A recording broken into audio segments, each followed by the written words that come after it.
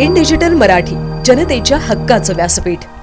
उल्हासनगरमध्ये कल्याण पूर्वेचे उमेदवार धनंजय बोडारे यांच्या प्रचारार्थ जाहीर सभेचे आयोजन करण्यात आलं होतं। जाहीर सभेत महाविकास आघाडीचे स्थानिक नेते आणि शिवसेना नेते अनंत गीते उपस्थित होते। मराठा विभागात जास्त करून कोकणी लोक राहतात आणि मी पण कोकणी माणूस आहे। त्या कोकणी लोकांसाठी मी येथे आलो आहे आणि या भागातील जनता आमच्या उमेदवाराला निवडून देतील असा विश्वास देखील आहे। तसेच गेले अनेक वर्ष या महाराष्ट्रात नीच प्रकारचं राजकारण चालू आहे। राजकर्त्यांनी खालच्या दर्जाचं राजकारण करून केवळ पक्ष नाही तर घर फोडलीत, काका पुतण्यात भांडण लावलीत, भावा भावंडात भांडण लावलीत। ही संस्कृती महाराष्ट्राची आहे का याचा अनुभव महाराष्ट्र घेत आहे। महाराष्ट्रात देवेंद्र नावाच्या बकासुराने पुन्हा जन्म घेतला आहे आणि त्याचा नाश आता महाराष्ट्रातील जनता या 20 नोव्हेंबरला करणार आहे, असा हल्लाबोल शिवसेना ठाकरे पक्षाचे नेते माजी केंद्रीय मंत्री अनंत गीते यांनी केला। आजचं उद्दिष्ट आहे धनंजय बोडारे यांना आमदार करणं आणि त्यामुळे त्यांच्या या विधानसभा मतदारसंघातील प्रचार सभेला आज मी या ठिकाणी उपस्थित आहे।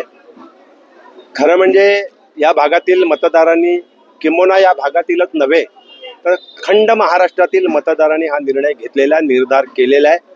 यावेळेला जो मतदार मतदान केंद्रावर जाईल तो महाविकास आघाडीच्या उमेदवारालाच मतदान करील।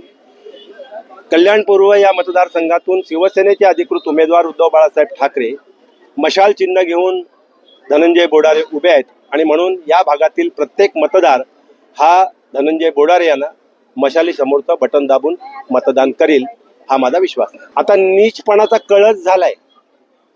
आता नीचपणाचा कळस झाल्यानंतर नीच राजकारण काय आहे हा प्रश्नच मला आधी मुळात न रुचणार आहे। कारण अनुभव महाराष्ट्र घेतोय।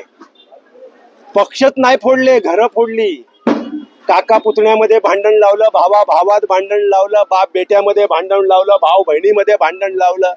अरे हे कल्चर, ही संस्कृती या महाराष्ट्राची आहे का? लाज वाटली पाहिजे, लाज वाटली पाहिजे। खरं म्हणजे लाजेला सुद्धा लाज वाटेल इतकं नीच राजकारण या राज्यकर्त्यांनी केलं।